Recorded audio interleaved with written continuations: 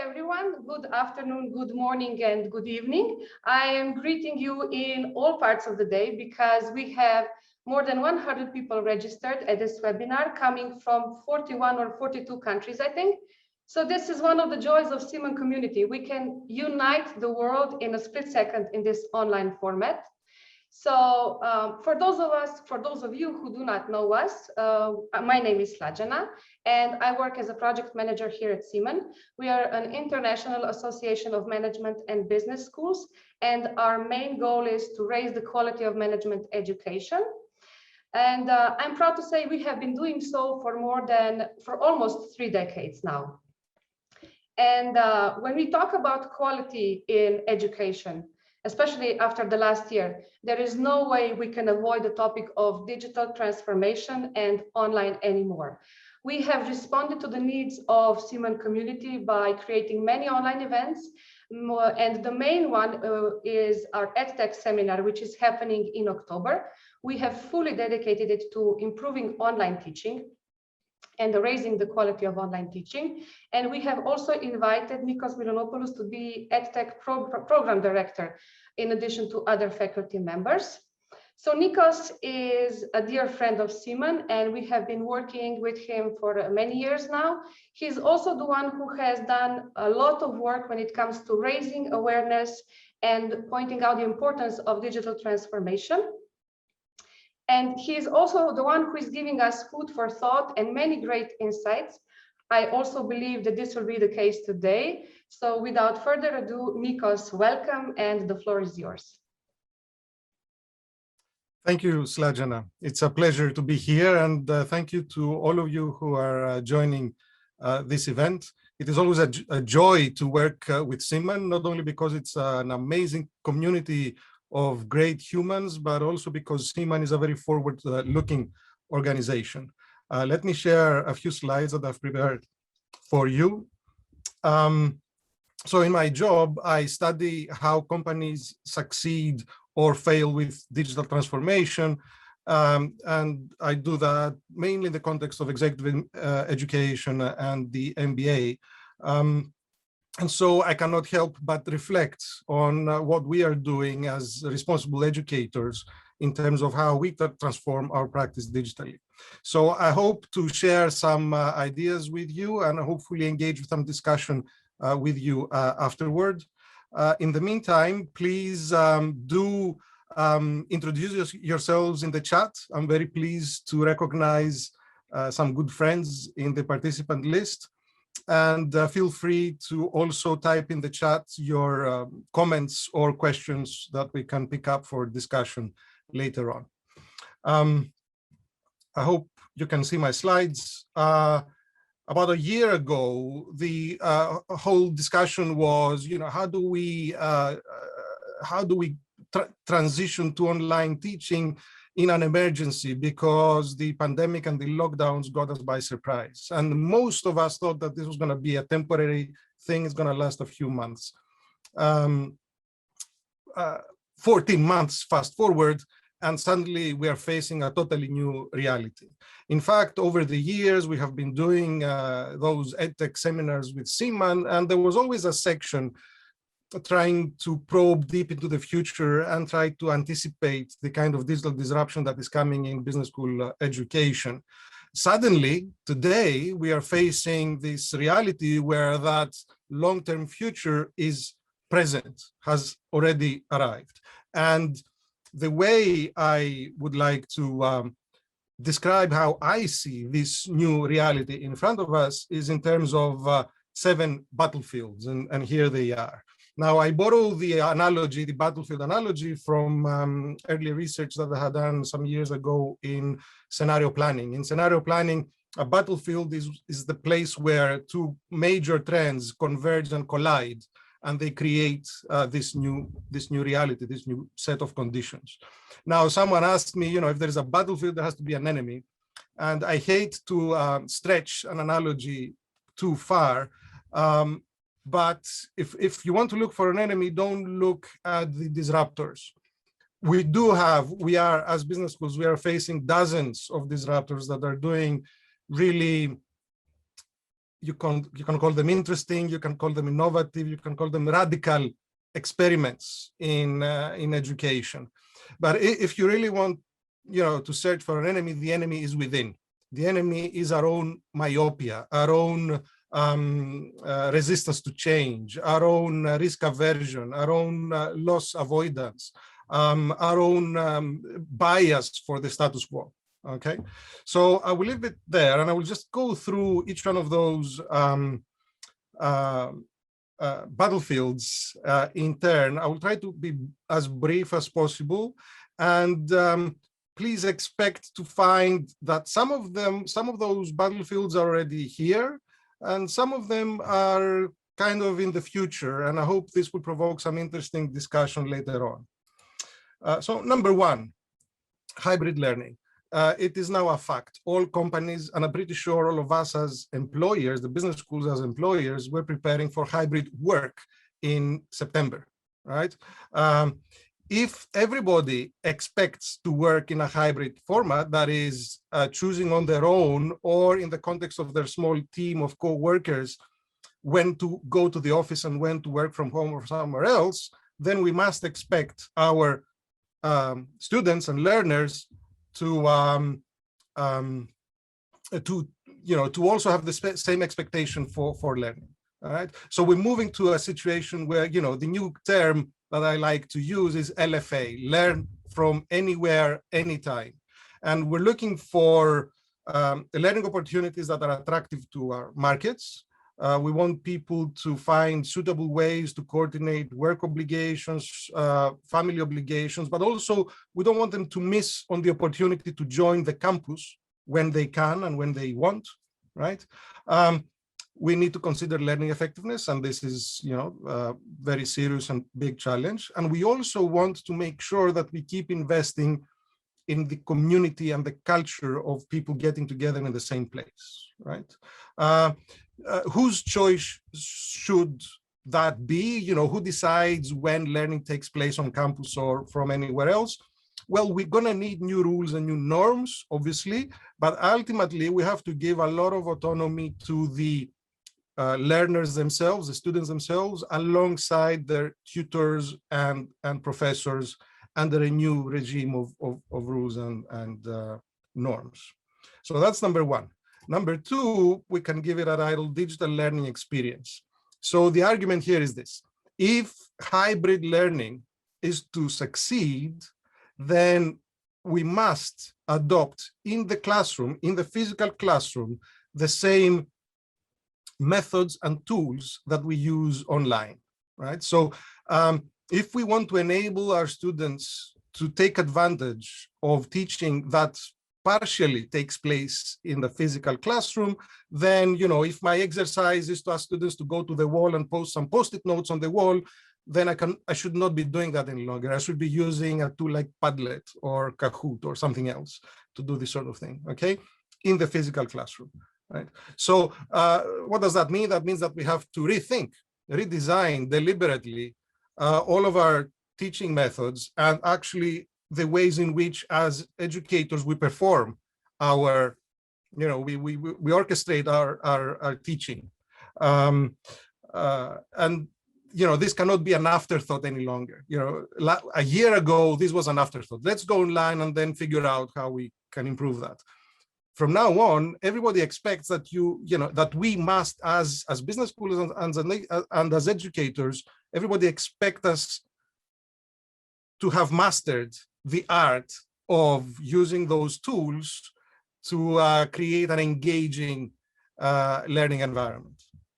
That's number two. Number three, what kinds of technology investments do we need? Well, obviously, we're going to carry on investing incrementally in the sorts of things we've been investing in the past few years, like learning management systems and everything else that we have in progress.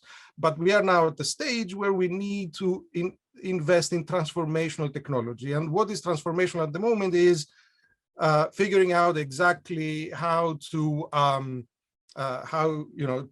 bring together the dozens, literally maybe hundreds of tools that have been created over the past few months that are there to enable an enriched, a collaborative and an interactive learning experience. So it was a couple of weeks ago, I think, that CEEMAN had an event with Explain Everything, a company and a tool that opens up entirely new horizons for how we conduct learning in an online environment, but not exclusively online, also within the same physical space, within a classroom or anywhere else. And we should anticipate that the assembly of tools, the collection of tools, will be different from one subject to the other, from one instructor to another, okay, from different devices. So we have to be prepared for, like, let's say, a multiplicity of different tools, or let's say a garden of a variety of tools and methods that people can use. But I think we should also start investing in experimental technologies. Right now, if we follow the news that are coming out from the technology industry, it is likely that the next big thing in consumer technologies is likely to be mixed reality. This is already there in industrial application, right? But we expect this to become mainstream in the next few months. Maybe we may see consumer products before the end of this year, but I would not be surprised if a year from now, or latest 2 years from now, mixed reality in education is the new Zoom. All right, so this is I combine that with the abilities of 5G networks, the speed and responsiveness of 5G networks, and we're in a totally different world, and we're going to have to learn even more new tricks by that time. And because there's always a learning curve, we may actually have to start early. So, building our technology investment portfolio is battlefield number 3.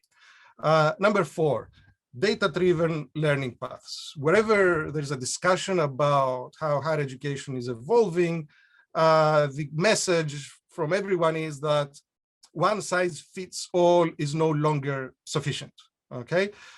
The other discussion that we are not having in higher education is about data. I mean, when we talk about the digital world in any industry, at the center of it is big data and data collection and analytics and data science and sensors, right? So we can measure, let's say, the heart pulse of our students, but we don't know how they engage with their learning experiences. So this is a huge chapter that we really need to deal with. We really need to continuously take the pulse of student engagement and achievement. And to the extent now that most of the learning is going to have a digital angle, whether we learn on campus, as to repeat myself, or remotely, there's going to be a digital element. As long as there's a digital element, we can start collecting data and measure things. And then when we do that, we should be able to develop the data science capabilities to start offering personalized coaching and mentoring to our students, which can be automated, in the way that we get recommendations from Amazon or any other digital service provider, or of course, mediated by human mentors and experts. I think this is extremely important, and it's number 4. Number 5, there are implications for how we organize our programs, our degrees. Okay, the title I've given is Future-Oriented Credentials. One way to approach this discussion is to start from the fact that as businesses are being disrupted and they change their practices, it follows that what we teach, the content of our curriculum, should also change, because the way businesses work is changing. That's one thing. Another angle is to look at how practical skills, I mean, the skills that make people productive at work have a shorter and shorter lifespan. Every few years, all of us, and younger generations will have to renew their skills in order to be employable and productive in the market.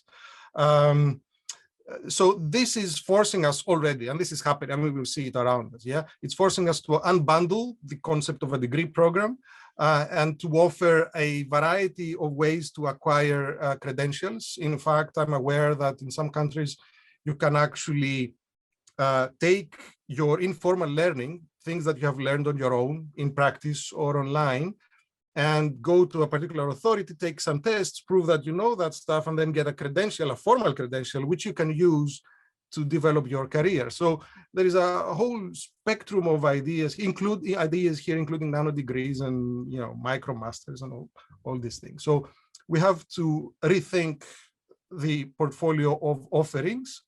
And because things are changing fast, we have to get into a cadence of frequent program releases.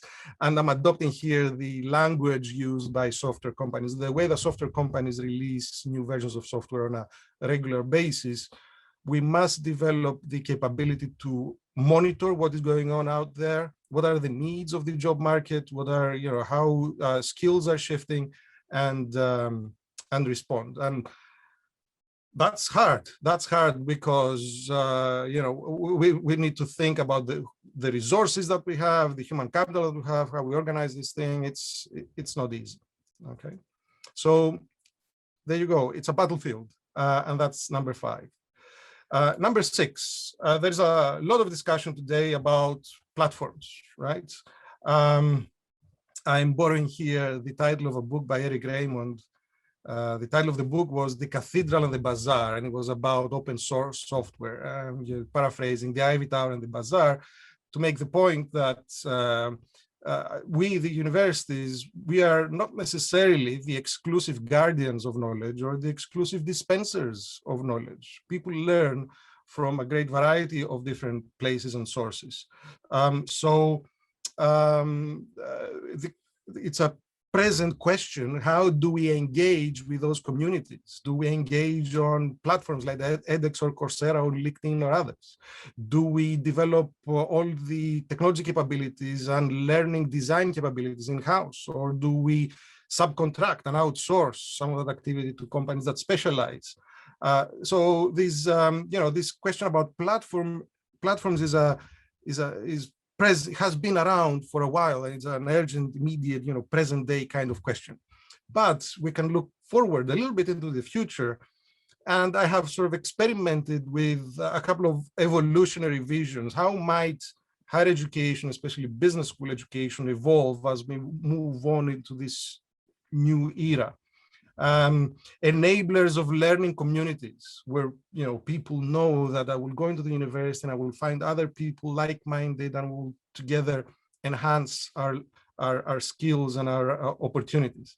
Orchestrators of human development alongside employers, perhaps, because we have the productive skills, but also have the soft skills and horizontal skills and all kinds of competencies that people will need in the 4th industrial age, when robots and AI are going to be ubiquitous, right? They already are, in fact.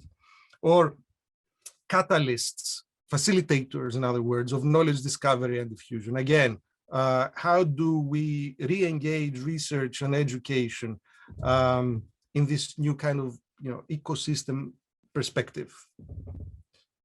And that's number 6.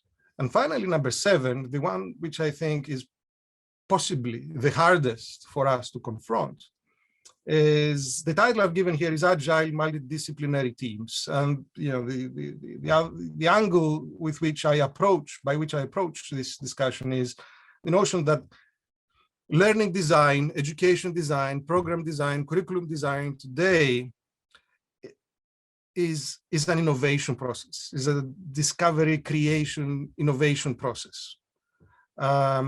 It's not,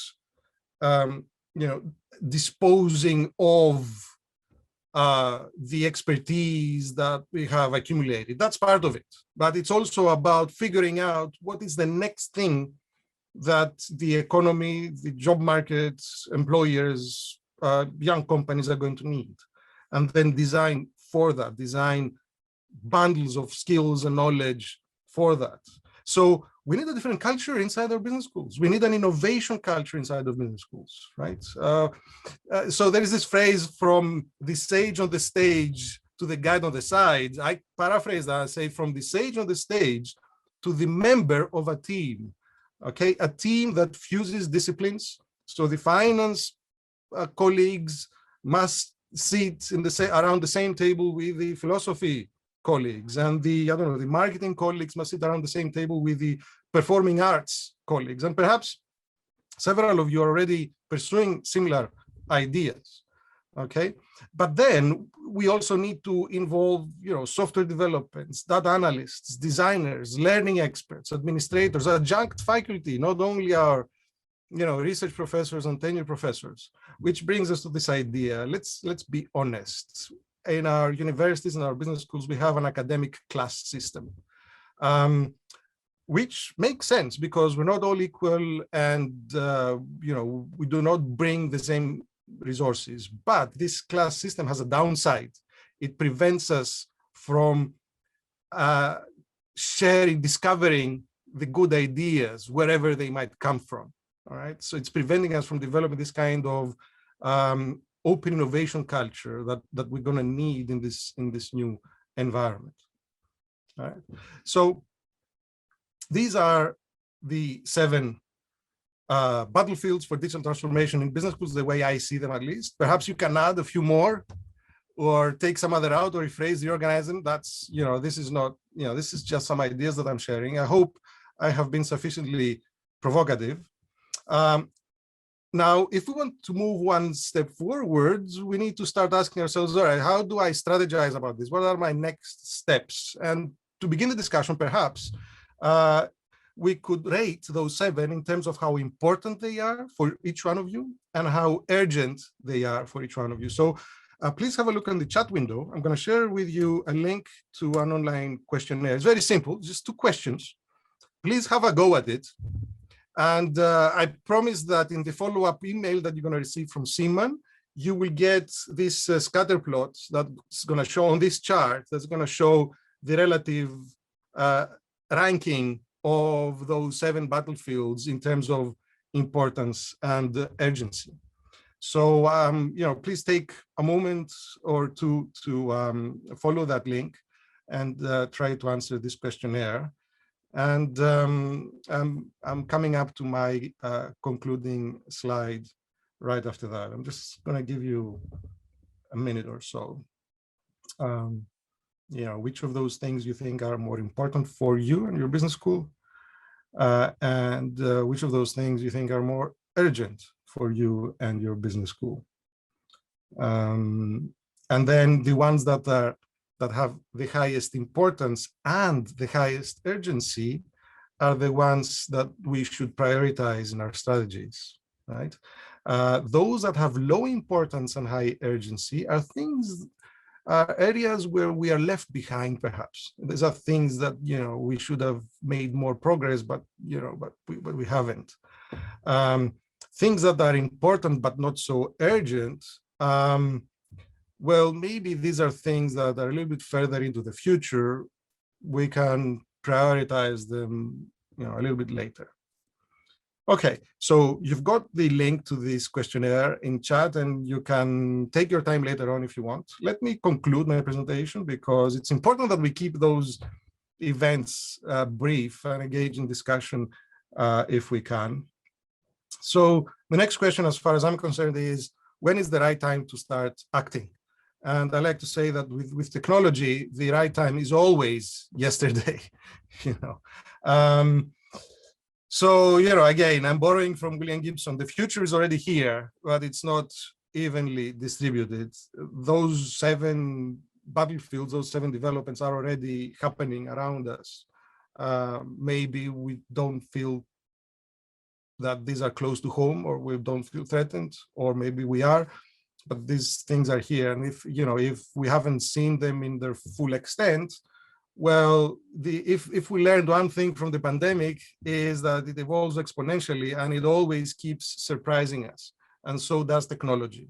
And this is relevant for the work that we do because responding to those challenges involves a steep learning curve, developing new capabilities inside our organizations. And then it also involves a lot of changing structures, processes, ways of working, mindset, culture, and this is always challenging. So this is where I conclude my introductory presentation. And I think we have some time to discuss. There are some questions in chat, but if you would like to take the floor and open the microphone, please raise your hand, and you know, we will do that. So I'm getting. Let me read some points here.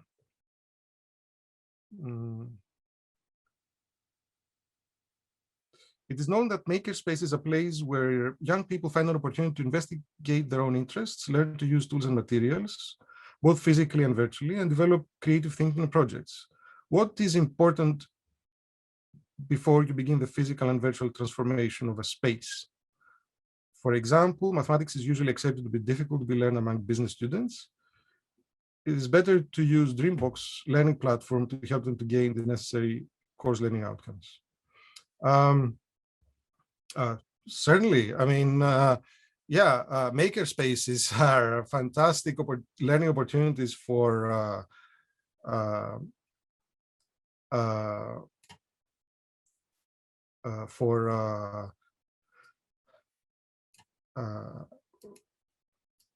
young people and others. I'm sorry, I'm trying to follow the chat window.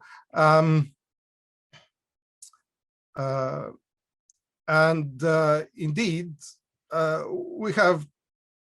we have already seen how a variety of different approaches can engage students with difficult subjects like mathematics in much more effective way. And I think the best example that we have, which has proven itself very well, is Khan Academy. Hazret, do you want to open your microphone and share with us your thinking?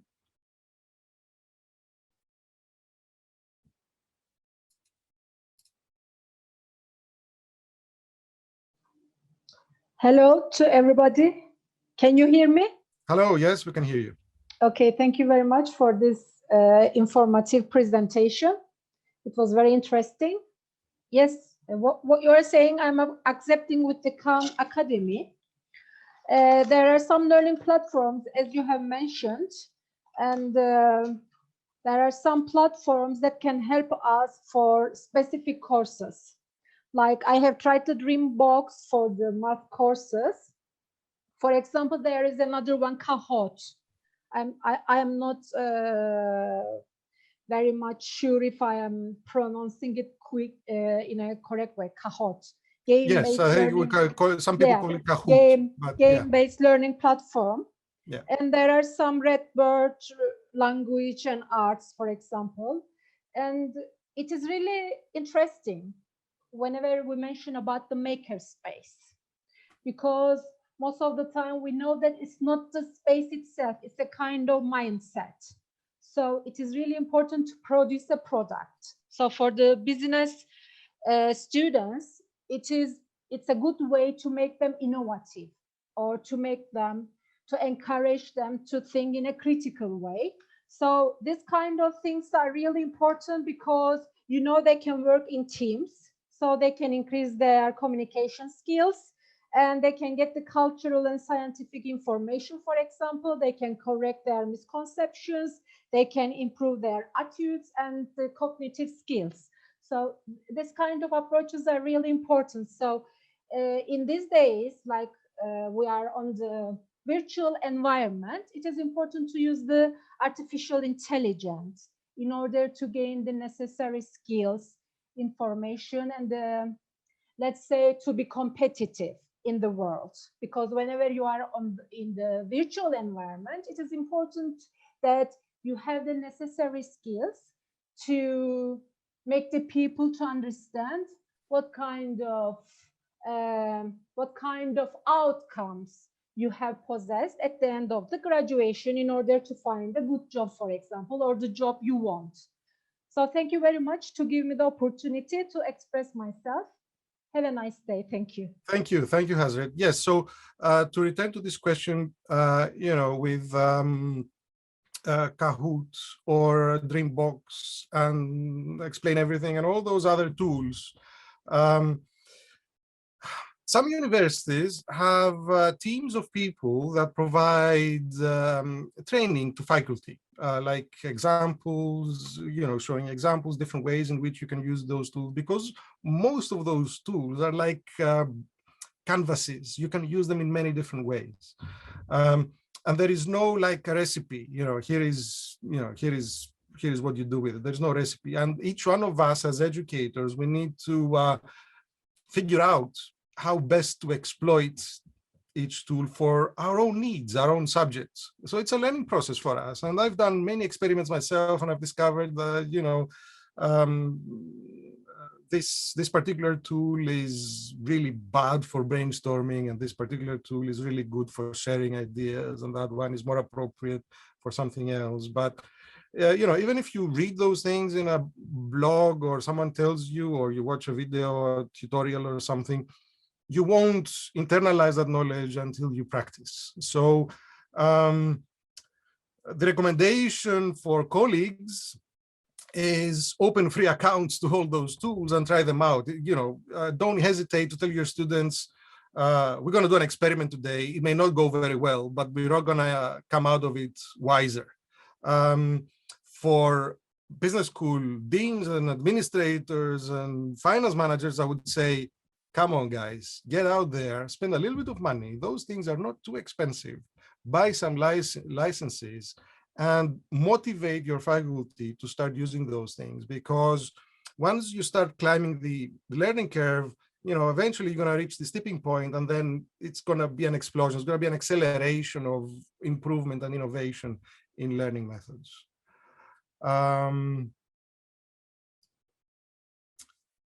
So Shayla has made a point, the question is how many business schools want to take advantage of these ideas or want to stick with the physical campus and classes so they can fill dorms, etc.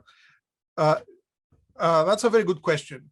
And I will not argue against universities wanting to fill classes and dorms. So, because they have to look after their survival, their financial survival. And their financial survival in the short term means keeping those buildings full of people, paying people one way or another. However, in the medium term, everybody understands that this is not a sustainable business model. It has to evolve into something slightly different. So the challenge with digital transformation in every industry, in our business as well, in our industry as well, is how do you sustain the existing business model and slow down its decline in order to maintain your financial health, while at the same time you try to grow the new business, the digital side of things, online courses or whatever else you're doing.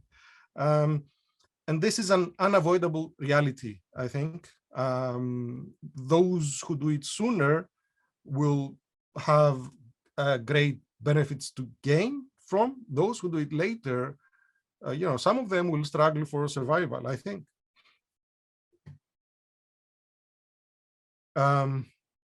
Aditya, oh my goodness, we have lots of interesting comments here. We see a movement towards hybrid learning backed by AR, mixed reality in several Indian business schools.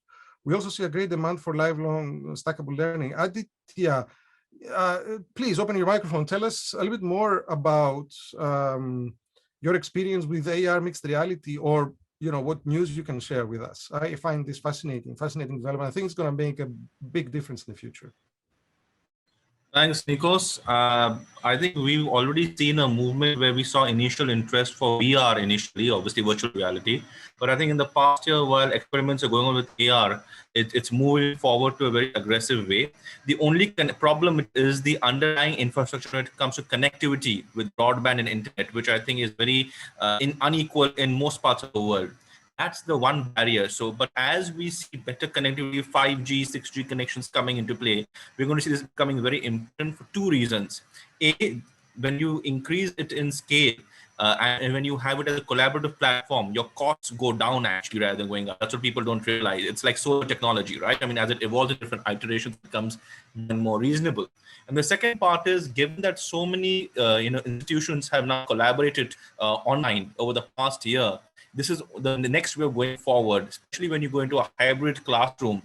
You want to have the experience of seeing perhaps a faculty in front of you from some other part of the world, at least on a VR or a mixed reality version, if not in a real version. And thirdly, we see a lot of collaboration perhaps going to be happening on industrial visits and study tours in different countries and cultures. So you're going to see a lot of cost saving happening. But yes, this does involve a lot of technology investment, there's no doubt about it. And my second point, of course, is as populations across the world start aging further and further, we're going to see a replication of what is happening in Japan as of now, where we're seeing second careers and third careers happening.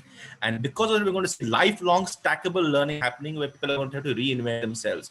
So if schools do not invest in that kind of a structure, they're missing out a very, very large and long-term revenue source, if you ask me. Thank you so much.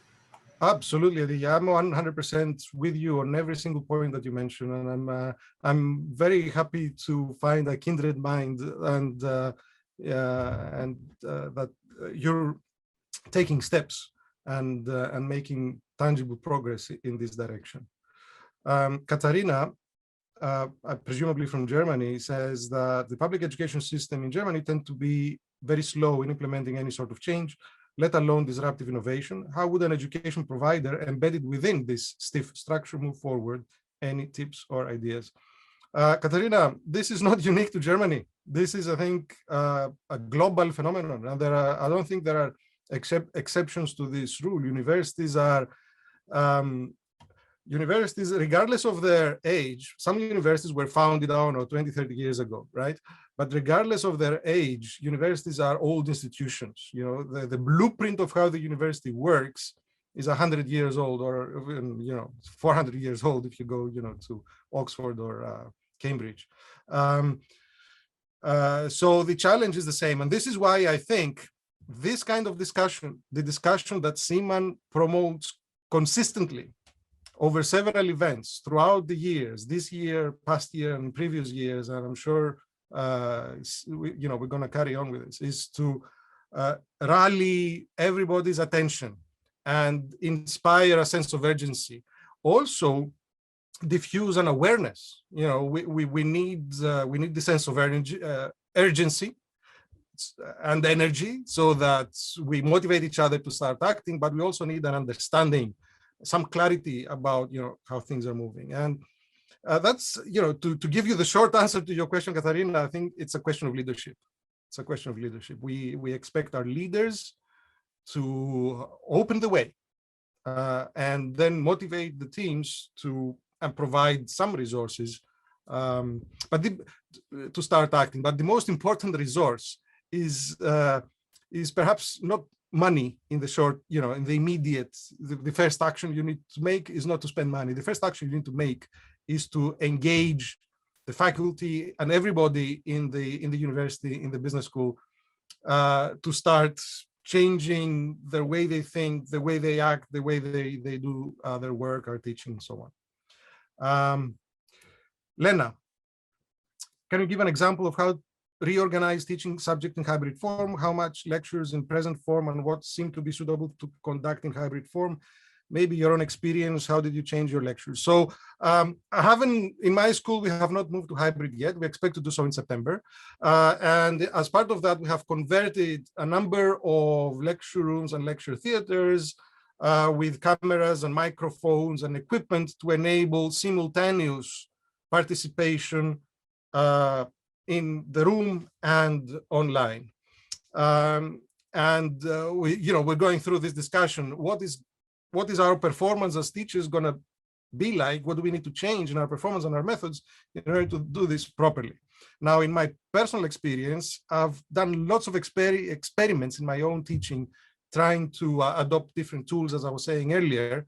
And I anticipate that I will bring all of those tools that I've been using over Zoom, I will bring them into the classroom. So I anticipate to expect my students to come with their tablets or laptops or whatever, okay, in the classroom.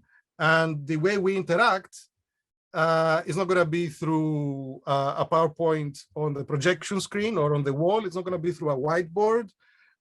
It's going to be through those tools. I do not have all the answers, but this is the essence of it. And I am aware that many universities have actually invested more or less money, more or less high-tech equipment in rooms that allow this capability, cameras, microphones, strong network signal, and so on. Kester from Budapest. The big question is online learning as effective as the classroom, or is it more effective? Personally, I don't think it is, but I can accept that with highly motivated students, the difference may be small. My friends in English language teaching and examining reckon that at best, online teaching is 20% less effective than the classroom. No doubt, Kester. I agree, but as a learner, do you prefer to attend a one-directional lecture in the classroom with all the commuting and all the transaction costs that this involves, or would you rather take the same lecture in your own time? Okay, so in my school, in our MBA, we have introduced a big course, a capstone course in theater in our MBA students. In fact, I introduced that years ago as MBA director. And they've been doing the same thing during the lockdown last year and this year. I'm not teaching it. It's, theater professors and leadership professors that do this. They know how to do that sort of thing, all right? Obviously, this course is going to go co-present in the room as soon as we're out of lockdown, and there's going to be zero or very little online element. That's my point. Let's create truly engaging learning experiences that require body-to-body physical co-presence, and let's not offer them online. But for the majority of our teaching, the way that we've been doing it for decades now, a lot of it, a big proportion of that, is actually better served via digital tools, whether the people are at home or they are in the classroom. And we must always recognize that it is not easy for all of our students to study from home because they have families, small children, small houses, or they don't have access to networks, etc., etc. So the option to go to campus must always be there.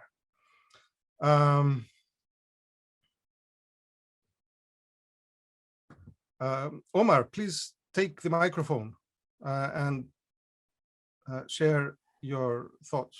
Thank you, Nikos. Hello, everyone. Yeah, I was thinking as we move from traditional classroom teaching more into more personalized formats, such as online mentoring in small groups, or even individual mentoring or online coaching.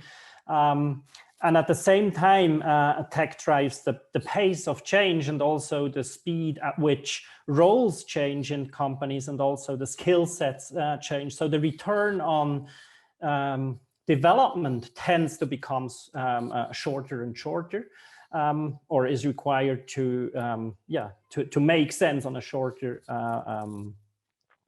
in a shorter time frame. At the same time, these kind of formats, more individualized formats, tend to be more cost, to drive costs. So there's a dilemma, and I would like to see what if there is any solutions that come to mind, Nikos. Let me just say, for the benefit of everybody, that Omar is a fellow traveler. We work together in the context of CEEMAN to develop the EdTech programs. Yes. But indeed, as you say, Omar, we have to find, in the digital economy, the challenge is to find ways to scale personalized service, whatever it is, using technology in economically more efficient ways. So if in the previous centuries, the solution was build larger amphitheaters, and that was the economics, the unit economics that gave us economies of scale. Today, the answer is use digital tools to grow the size of classrooms and use intelligent algorithms to personalize the learning path of learners.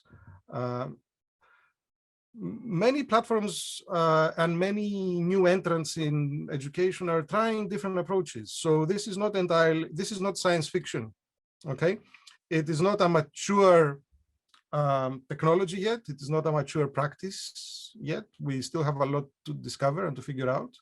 but many different people are actually working on that. And I'm pretty sure that soon enough, we're going to have